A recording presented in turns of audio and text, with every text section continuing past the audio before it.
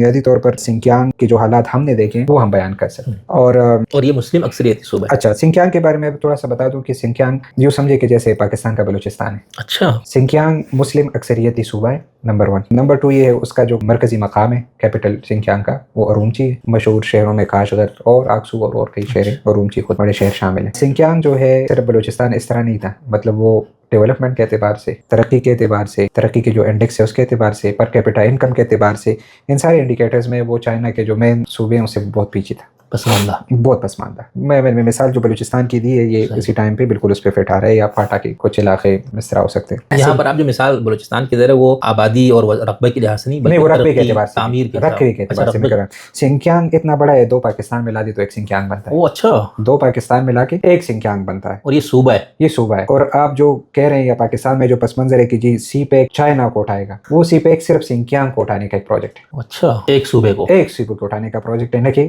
پورے اس پہ. 2008 میں پوری دنیا میں 9/11 کے بعد یہ مغربی ممالک کی جو عراق میں, سیریا میں, افغانستان میں موجود کیا, اور اس میں پھر انہوں نے جس طرح یہ الغار کیا اور اس کے رد عمل میں جو پرائیویٹ جہادی تنظیمیں بنی یا عسکری پسند موومنٹ جو ہے وہ نکل آئے, اسی طرح کے ایک موومنٹ سنکیانگ میں نکل آئے. اور اس کی وہاں پر ہسٹری ہے کہ وہ ایک مسجد سے ہو کے پوری ان کی میٹنگ ہو گئی اور وہاں سے سلسلے شروع ہوئے. اچھا, چائنا نے یہ چیزیں میرے خیال سے, ہم یہ سمجھ رہے تھے کہ اس پہ بات نہیں ہوگی, لیکن ہم نے سنکیانگ میں ایک اس کا وزٹ کیا, ایک میوزیم کا. اس میوزیم کا نام ہے counter terrorism and extremism museum. اب یہ چیز ہمارے لیے بالکل نئی تھی کہ مطلب اس طرح کی چیزیں محفوظ کرنا ہے, اس پہ بات کرنا ہے, اور پھر آپ مسلم رہنماؤں کے وہاں لے کے جائے تو بڑی عجیب ہے.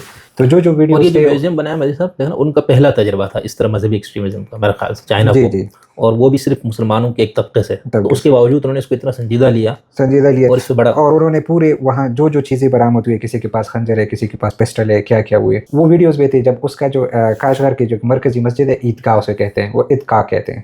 تو عیدگاہ جو مسجد ہے وہ بہت بھی پرانی ہے, پرانی لکڑیوں سے بنی, بہت تاریخی ہے. اور مطلب عید پہ اور اس پہ 50-60 ہزار لوگ پھر جمع ہوتے ہیں وہاں, جو عید کی اجتماع ہوتی ہے اتنی بڑی ہوتی ہے. عیدگاہ مسجد میں کے جو مین خطیب تھے اس کو بھی وہ جو مسلح گروپ ہے ان کو لے کے گئے تھے, اس کے سر پہ یعنی رات کو لے کے پھر اس کو مارا بھی تھا.